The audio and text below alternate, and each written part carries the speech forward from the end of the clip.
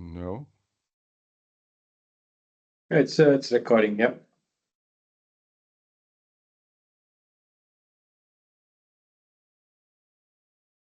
Yeah. I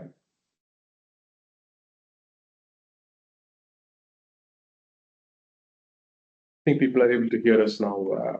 I think we can start the session. Okay, do we wait a bit? Is everyone in? I guess we can give it a minute and then we can start. Yes, okay. Yeah.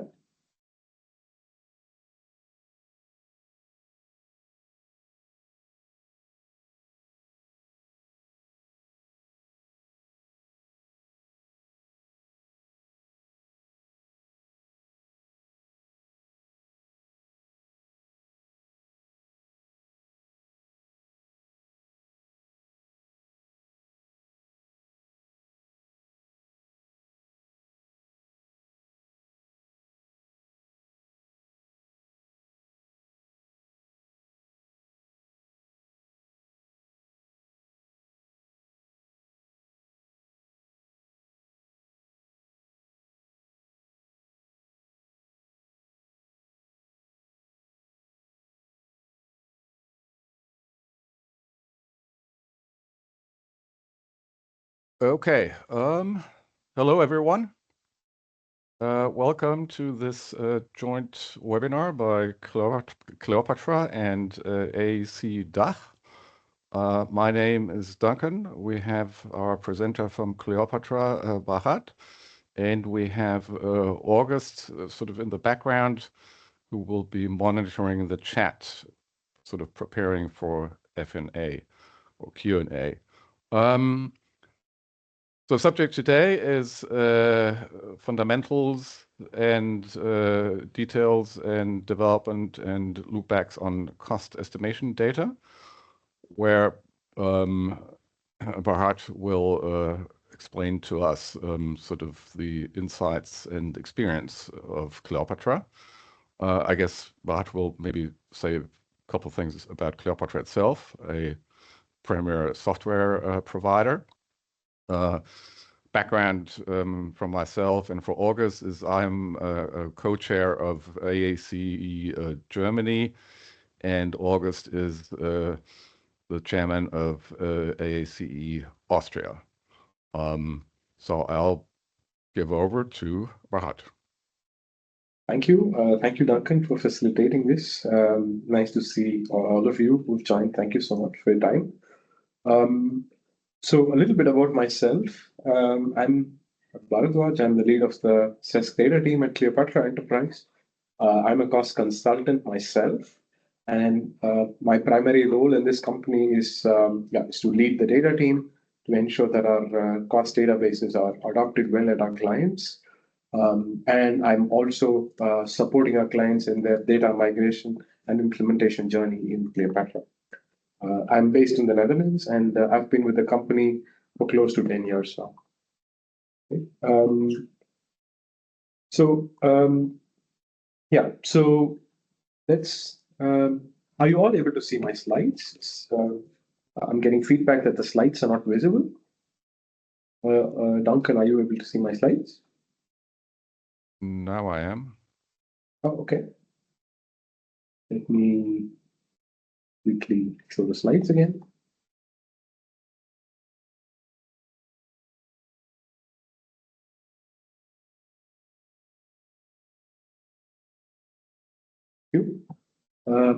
Now it looks like everybody is able to see it.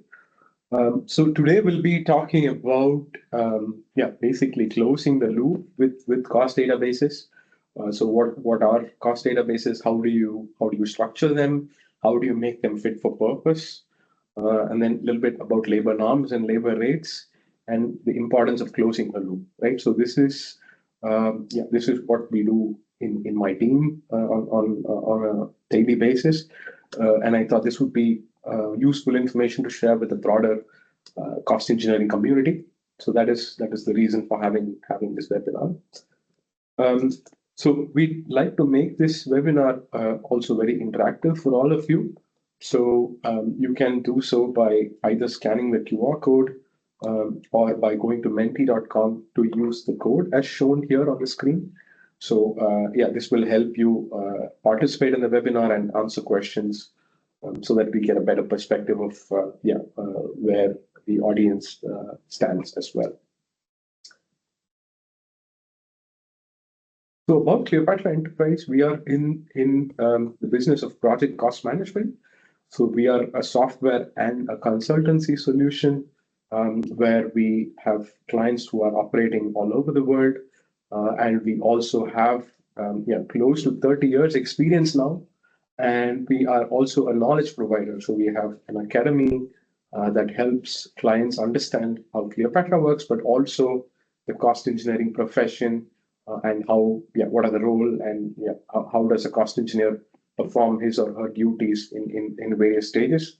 So we are, in addition to software and consultancy, also a knowledge provider in the cost engineering community.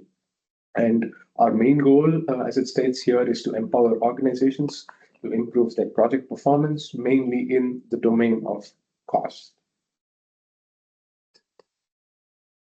We take an integrated approach to improving project performance. So essentially, we are part of the entire project execution cycle, and we have tools and services that help clients in each of these stages. So right from estimating all the way until BIM, integrating with the cost and the building information model, scheduling part, to tender and contracting, and execution management during whether it be capex or turnaround projects, cost management, data analytics and cost data for the tools, and scoping and work pack management. So with a very well integrated approach, we are able to link the project inception and project execution, and also learn from our historical projects, and also enable clients to do so. So this is, I think, the unique proposition that we have, that we are part of the overall project life cycle in inception as well as execution. So having that said, let's get to the first poll question. And I'd like to understand, just to get a feel of how and what projects you use your cost data for. So in order to participate, please scan the code or either use, go to menti.com and use the code that's listed on the screen below.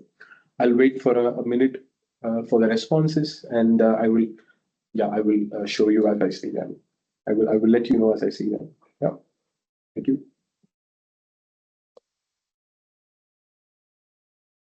So I see quite some responses coming in.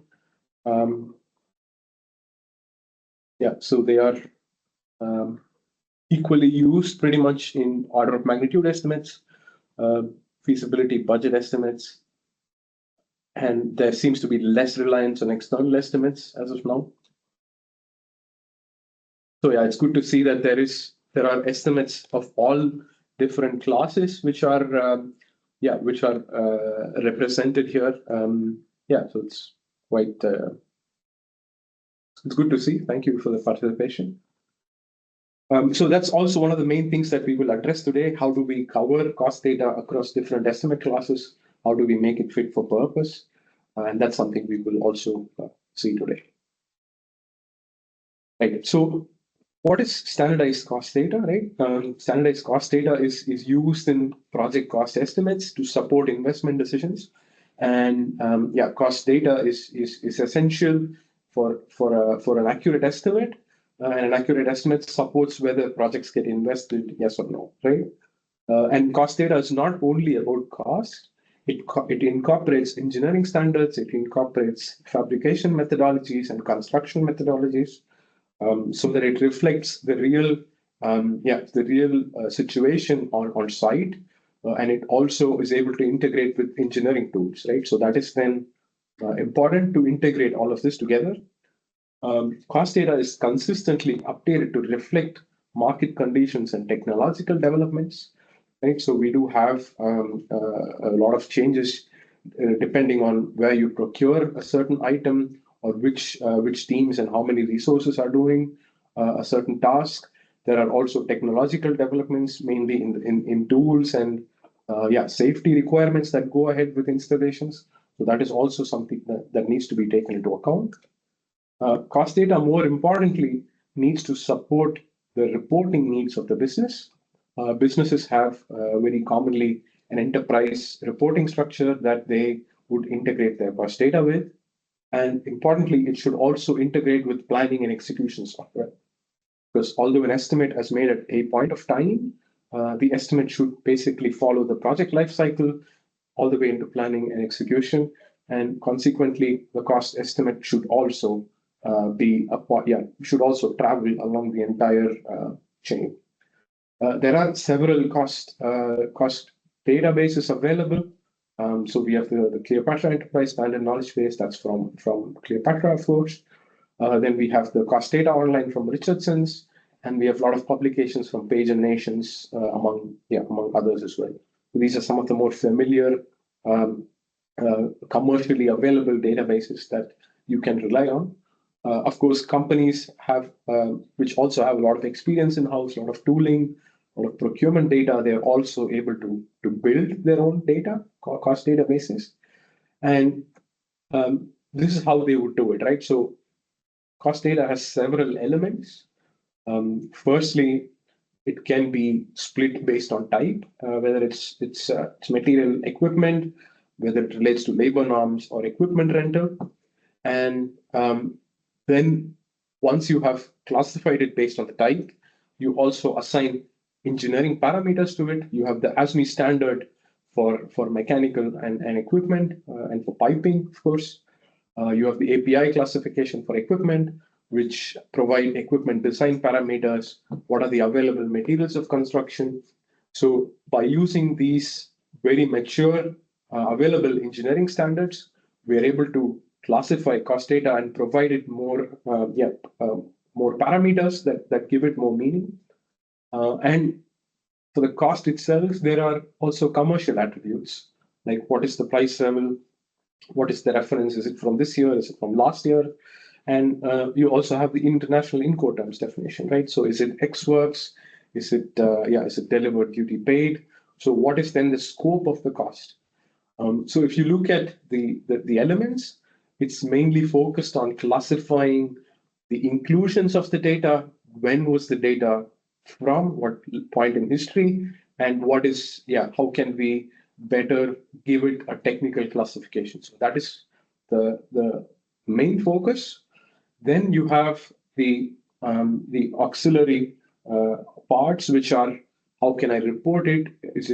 Where does it fall in a cost breakdown? Is it a key quantity that are reported from project to project? Can it be compared? And also giving it some context about the physical site conditions. So what was the location? What are the working conditions on site? Was it very congested? Is it already an existing facility? Yes, no.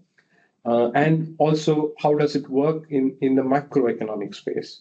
So are these commodities high in demand, or are they in a shortage? Is there some kind of geopolitical influence on any of this? So those aspects should also be taken into account when defining a standard cost database that contains several cost types. And then the regional differences also play a big influence. For example, there are several regional engineering standards. We have the DIN standard, that's the Deutsche Industry norm, that's mostly used. I think that's something that most of you recognize, being from the DACH region. You have the AWG, so that's the American wide flanges and beams, that's for steel. And similarly, you also have the cable rating, right? So that's also the AWG cable rating, which also has electrical cables with their own sizes. Regions also influence material prices and labor productivity. This could either be due to various reasons, abundant availability, or in case of labor, it can be more or less productive based on how experienced or how mature a certain type of facility is. And then, of course, you have the more obvious ones, such as different currencies and units. right? So a lot of this looks more like a very like an analytical and a data related task, but it has to come together in terms of a cost estimate, and a cost estimate should be as consistent as possible. That means we also have to provide, along with the cost data, we provide all the documentation which states the inclusions. We also provide estimate templates that should state or that should provide the user a consistent starting point. Because cost data is reported consistently, it should also be used with a with a standardized in a standardized way, in using a template of sorts, right? So that's important to have these things into consideration when you have or when you want to build a cost database, right? So how do we do this in the SESC, and what is it that we offer? So the SESC, that's in short for Cleopatra Enterprise Standard Knowledge Base. So we are providing the cost databases as a global standard. We have databases primarily for Europe, but also the North American standard, and we cover a wide variety of industries. We started off with the more conventional downstream and the refining, and slowly we expanded to storage, specialty chemicals, mining, and more recently hydrogen and solar. And we are constantly striving to adapt and improve the scope of coverage that we have. The SESC is up to date always.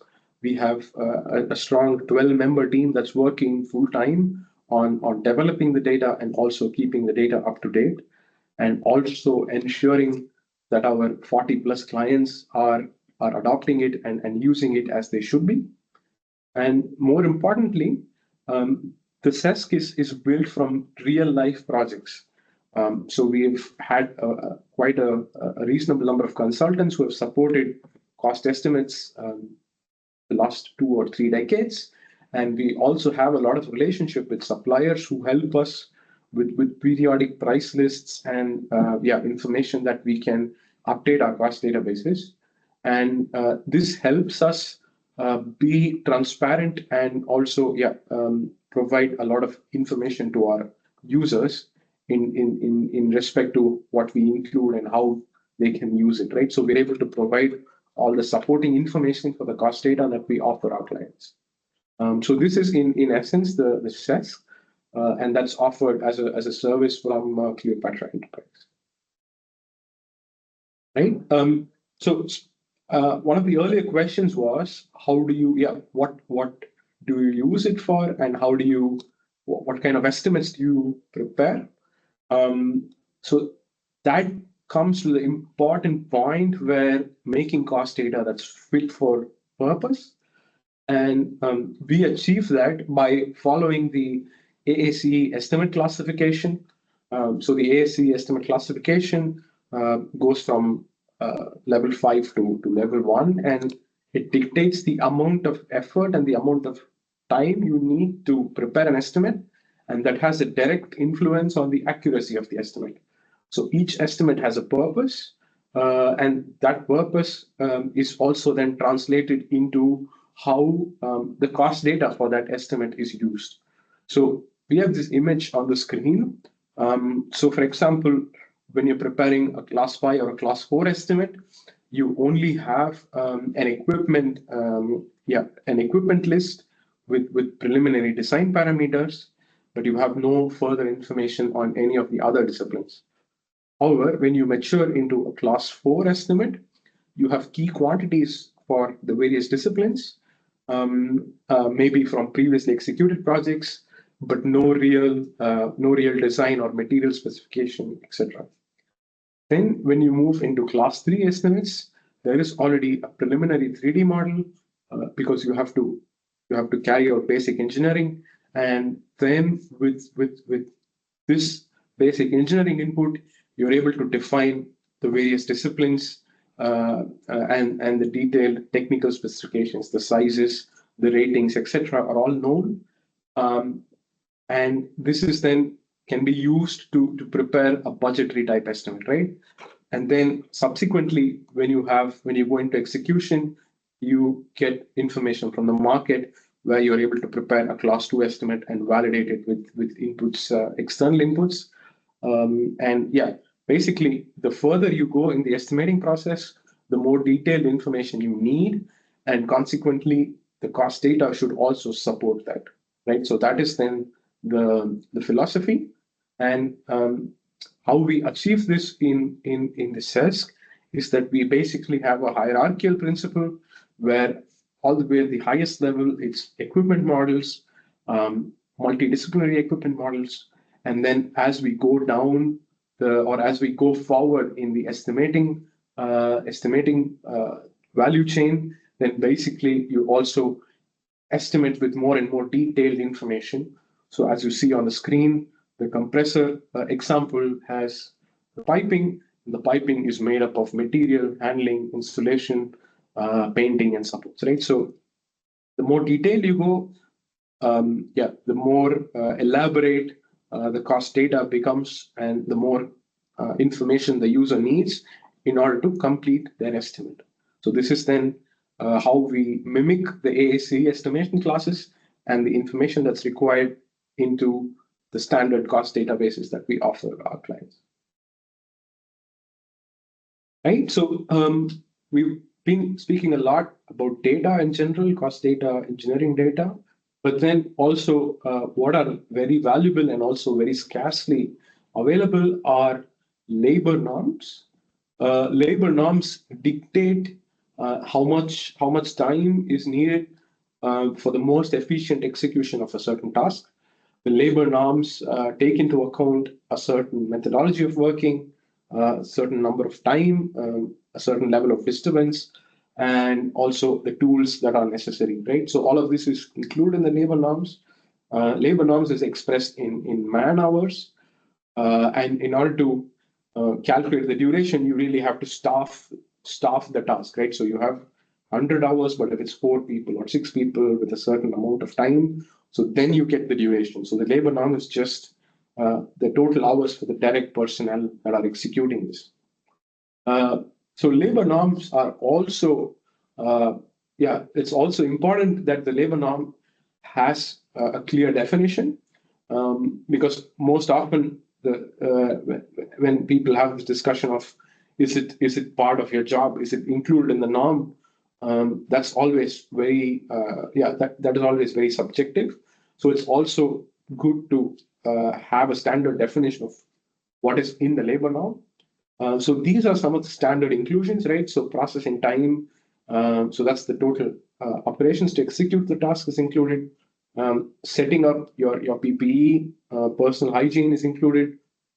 Short waiting times, incidental assistance of your colleagues or your other teammates, that's included.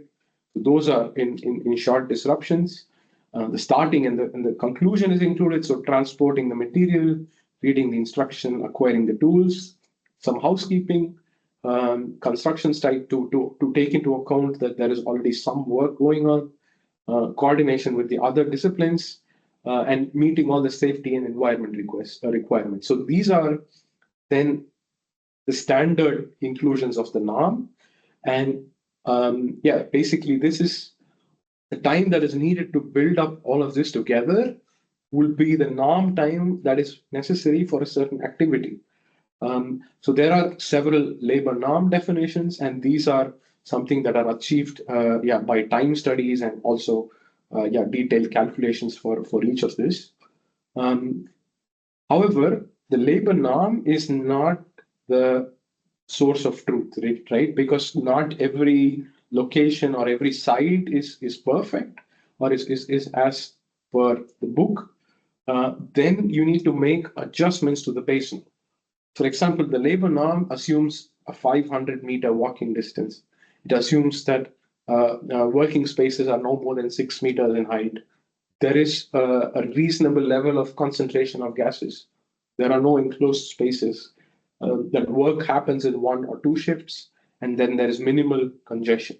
So these are then the assumptions.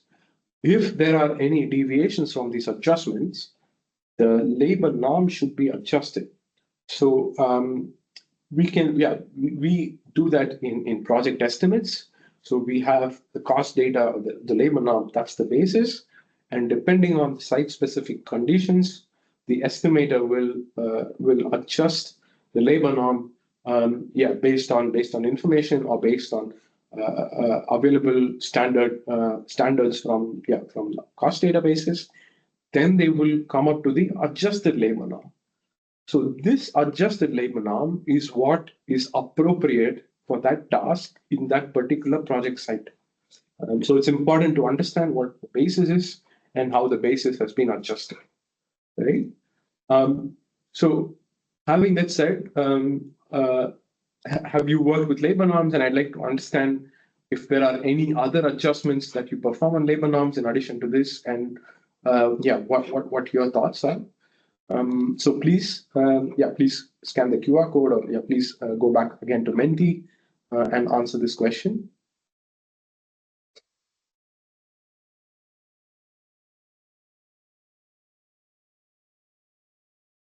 I see the answers coming in. I see a lot of congestion norms being applied. That's because you have projects trying to fast track it by overstaffing people, or maybe that's they are working within an existing facility.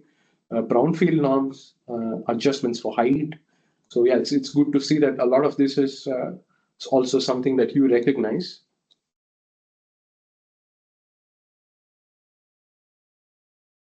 So then we come to the next element, which is the labor rate. So it's always the question of how much do you pay for a certain resource? How do you calculate that?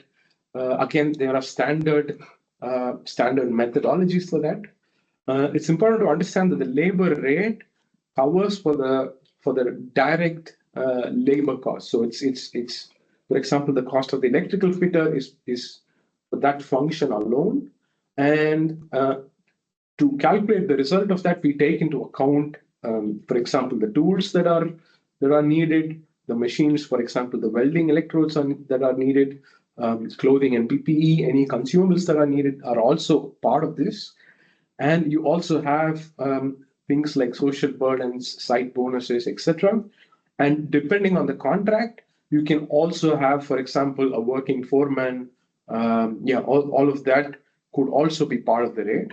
But typically, what is excluded is things like site facilities and overheads. Those are charged as preliminaries. That's part of the project duration, and those are not typically included in the rate itself. So taking all of this into account, we start with the base wage, and then we build up all the way to the final rate value. With such an approach, right? So in order to come to the cost, you basically take the adjusted norm and you multiply it with the rate with clear inclusions so that everybody is aware of what's in the norm, what has been adjusted, and what's in the rate. Right. So now that you have set this up, right? So you've set up a cost data for materials, then you have a labor norms defined, labor rates defined. Then basically people can start making estimates, right? Estimates get approved, they go through the life cycle. But it's also really important to establish a feedback loop, and only with a consistent feedback loop can you capture outliers, for example, and also try to see where and how you can improve it. So in that sense, it's very important to establish such a feedback loop. Internally, what we do is that we are building benchmarks that we will also make available for our clients soon. Is that we are building project benchmarks and equipment benchmarks based on different sources of data, different projects, market intelligence report, and we have defined several parameters that we will capture for each of these disciplines. So the image, for example, that you see is an air cooler that we have several air cooler codes, And then for each air cooler, we capture all of these parameters so that we are able to benchmark air coolers with each other. And by doing that, we are also able to learn and improve our cost databases. And in order to do that, you have to have a standardized collection template where you can collect data, and you also have to identify what parameters you want to capture.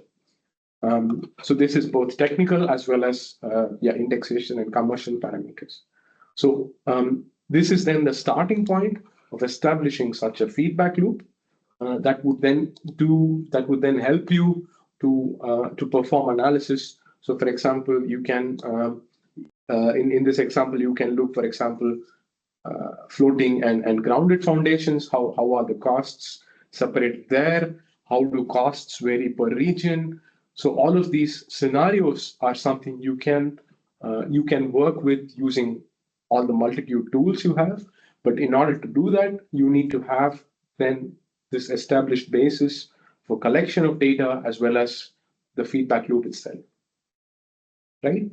The feedback loop also helps you quickly analyze outliers, and then we have this always joke in the estimating world, like I need an estimate quick and fast and accurate. So basically, in order to answer some of those questions, you can also rely on historic data where you can say, for example, in this case, I have a new pump that has a certain flow rate. What can I expect to pay for it? Then you can, for example, draw trend lines and analysis that your future estimates can learn from, right? So in essence, what I wanted to convey is in order to have fit for purpose cost data, you first need to identify what are the needs and the level of estimate that you have to support. You then have to start classifying the cost data that you have based on parameters, based on commercial parameters, technical parameters, macroeconomic considerations.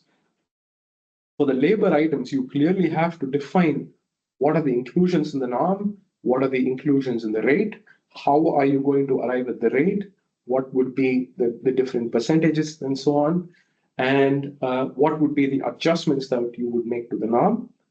And once you have then these three elements, that's the cost, norm, and the rate, then you also have to set up, data collection is a continuous process.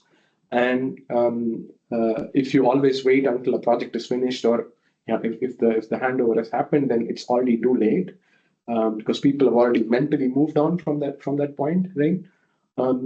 So once you are able to establish a feedback loop and collect more and more data, then you convert this data into useful information, and that you use by several tools that are available at your disposal.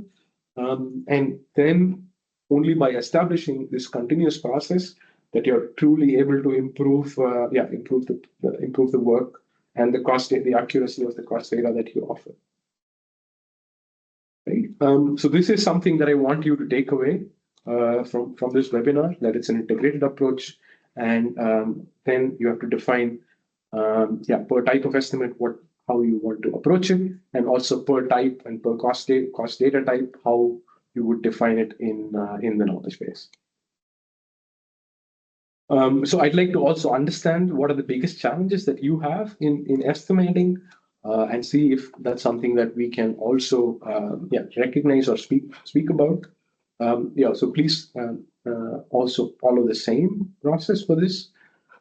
I see there are already a lot of information, and I'm glad to see that engineering input and price data is one of the leading options.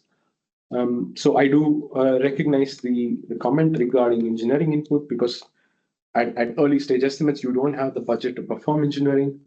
So you are more reliant on your historic data. But maybe with setting up the benchmark, you can also rely on the benchmark for historic engineering parameters, right? So that's maybe also something to think about. And then the challenges with respect to price data, maybe you can draw some inspiration from what you've learned today and see how that can be put into place within your organization.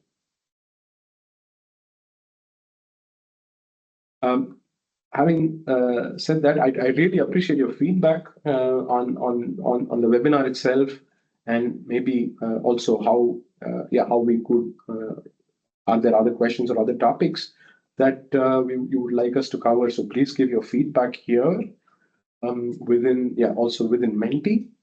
And if you are interested to know more, please log in to cleopatraenterprise.com, or you can scan this QR code to directly get in touch with us. And then we can get to know each other better and see how we can mean something for each other.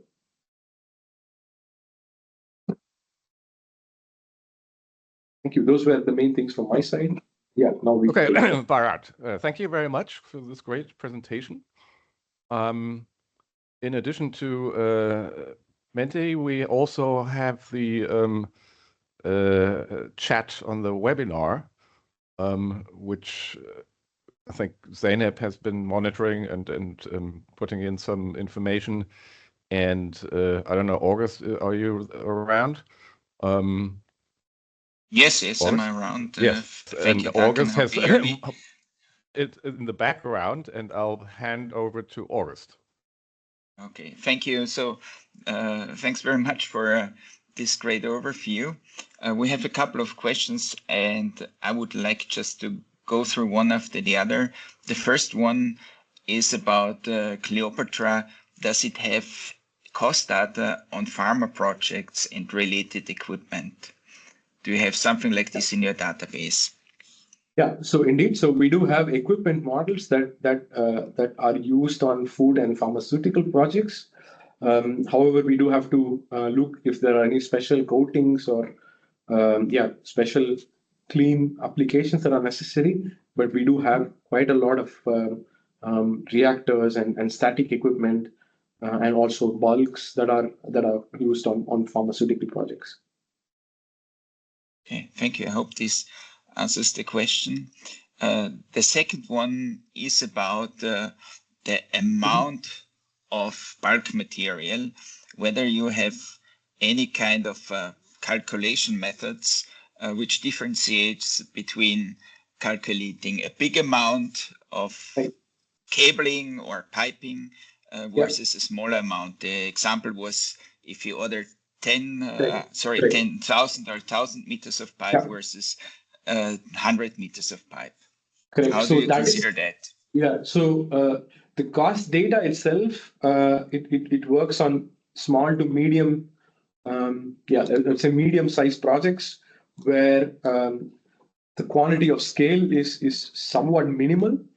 But if the estimator uses the SESC, then they would have to calibrate it based on their actual projects.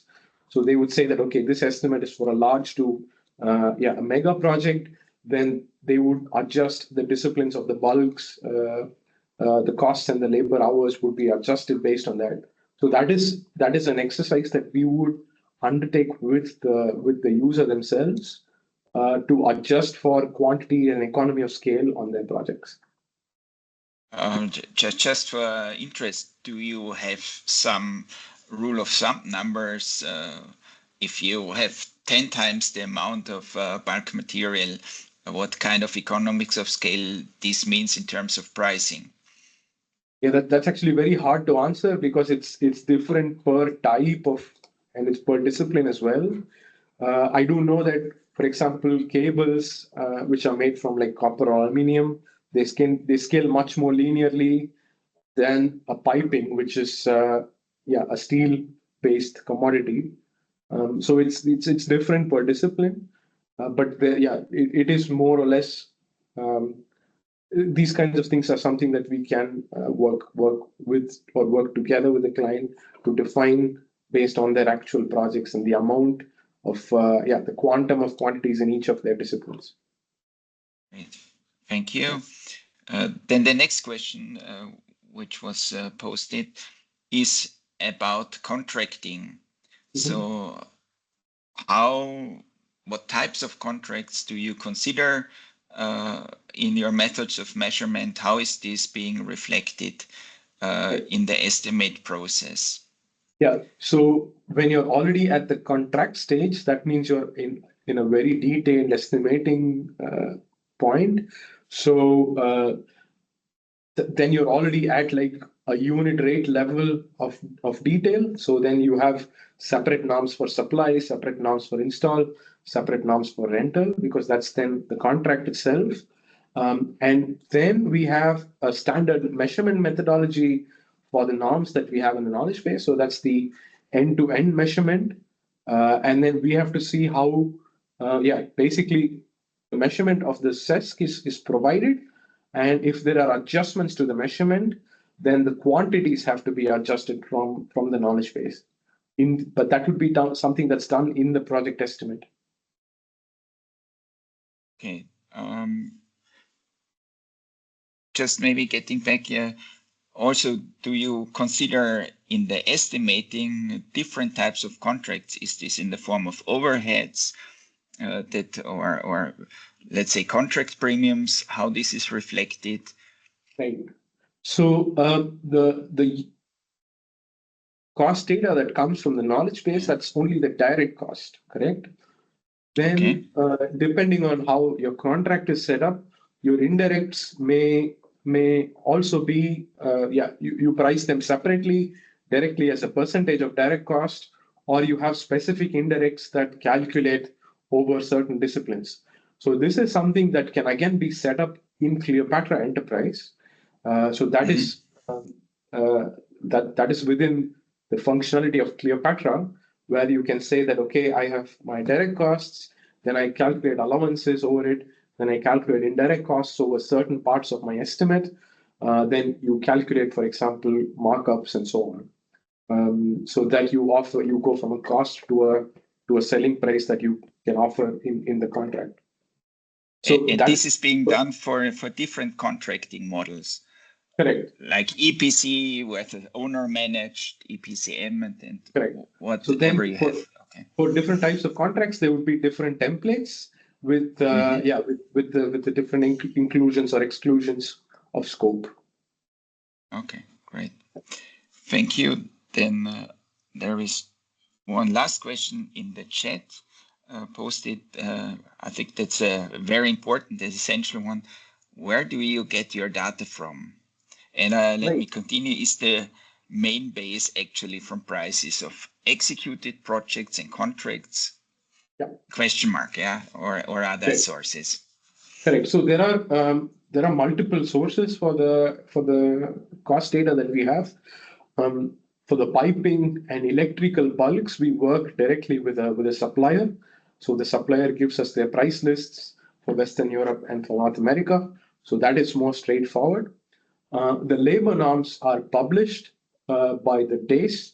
So that's the Dutch Academy of Cost Engineers. And then all the rental rates, for example, are published by several rental companies. And we are also a consultancy. That means we also have several professional services consultants who work as cost engineers at clients, and they are able to give feedback and share their experience with us when they work on projects or when they go out to the market on behalf of our clients. So that is one source. And we've been doing this for close to 25 years now. So we've collected a lot of historical data, established a lot of partnerships.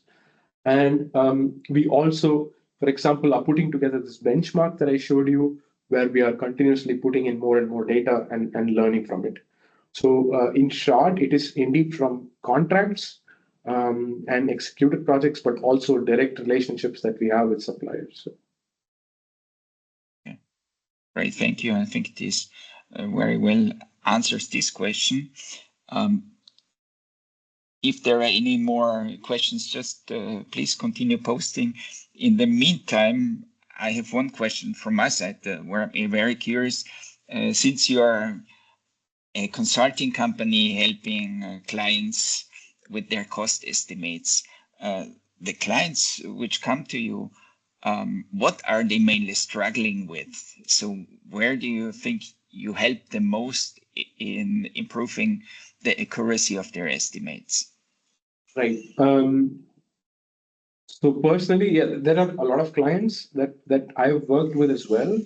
I think the most important thing is that they have an enterprise-wide tool that gives everybody a consistent way to implement their estimating work process.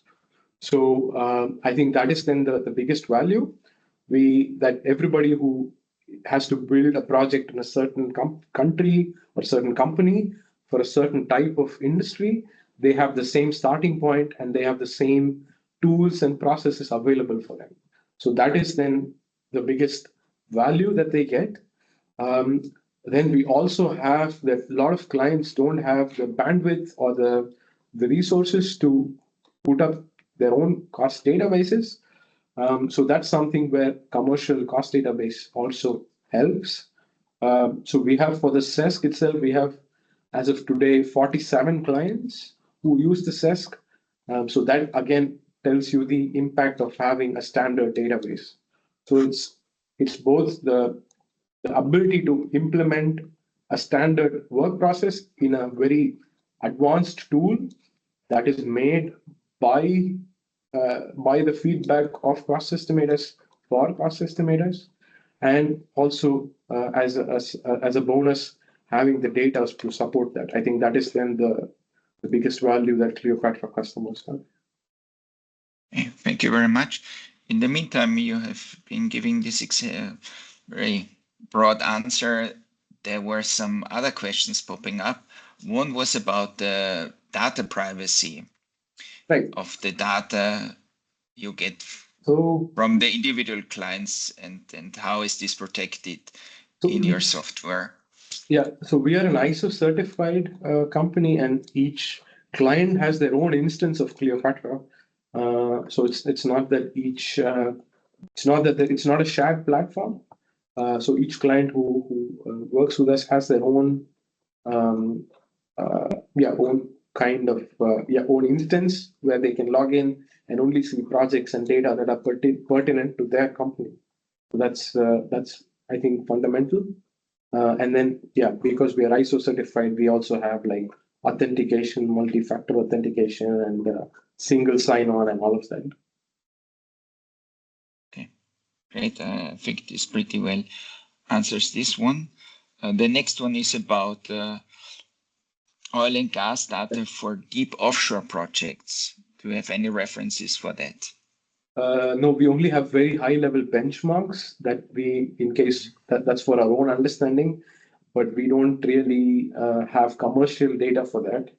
We do have, for example, pipe laying and cable laying vessels data, but that's about it. That's more for marine transport and installation. But this is a very challenging market. Yeah. Right. Then there is a question about the location factors on mobilization and demobilization, on durations, and how these durations are being adjusted in the base cost. Right. So location factors are, so they can apply both on material as well as on labor. So location factor can determine if a material is cheaper or expensive, but it can also determine if a labor crew is more or less productive, right? So that is something that comes with the SESC database. Mob and demob durations. So for example, here it's again a very subjective term. For individual labor activities, mob demob is part of the norm. But for instance, if you have a crane, then you have to take into account separate mobilization of the crane itself, demobilization of the crane. So those are separate unit rates in the knowledge base. Okay. Good. Then there is a very extensive question before I get back to the requests of sharing data. On the last one, which goes into separate rates for each type of material, each type of work activity, equipment prices, etc. And labor price also depends on the productivity basis. So the question is, Cleopatra, does it have a productivity for every activity related to oil and gas projects in the green as well as in the brownfield area? Yeah, it does. So the productivity is not based on every activity, but it's based on a discipline. So we have the instrumentation discipline, the piping discipline, the civil discipline. So we have productivity on a discipline-wide coverage for green and brown people. Yes. Okay. And then there is the question if it's possible to share the slide about how you actually define the different works on the AACE classification and how this goes into detail. I think this can be done, yeah? Yeah, sure, this can be done. However, my slide is only an interpretation of the official AACE recommended practice. So please refer to the official document for that. But of course, I'm more than happy to share my slides. Yeah. Okay. And also, I think this question also goes to us and to Duncan. If we are able to share and make this recording of the session available.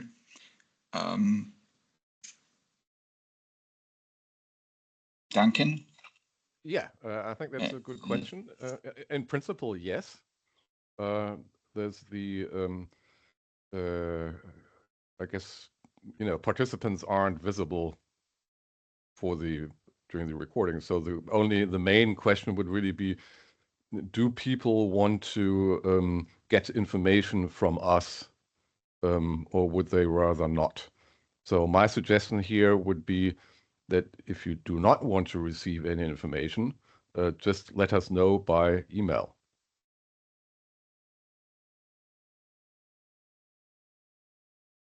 Do you think, August, that would work? I think it would work, and then we're going to provide the means how this recording can be accessed from the participants. Yeah. Yeah. I think in any case, the recording will be available on the Cleopatra website, but at a later point. Sure. Good. I don't see any more questions from the participant side. Okay. I would have one more in addition, or maybe you, Duncan, maybe later. There is this famous questions on how artificial intelligence will enhance all these processes.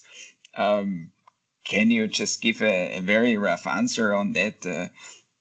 Do you see how this is enhancing the process, and so do you expect the future to be? Yeah, we encounter a lot of CSV files, data files that has to be processed, right? So it's a lot of information and a lot of standardization. So we use also a lot the AI tools for data cleansing, right? So we clean up the data a lot, and then we also try to identify any trends and so on from that. And additionally, we also use it for our documentation. So that's currently the stage that we apply it. But I do see more and more that we actually, learn from it, right? But currently it's at a stage where it helps us, it enables us, and to take some of the more not very stimulating tasks away from us. Yeah. Great, thanks you for that answer. And I hand over to you, Duncan. Okay, well, thank you, Art, and thank you, August, and thank you to everyone listening in. And is there another question? Yeah, I guess with that we would close this session. And I think it was very successful, and we had a lot of participants actually, with a lot of interest. So thank you, and hope to see people again, both for AACE DACH subjects and for Cleopatra subjects. Thank you. Okay, thank you very much. Have a good day. So we'll sort of see to this.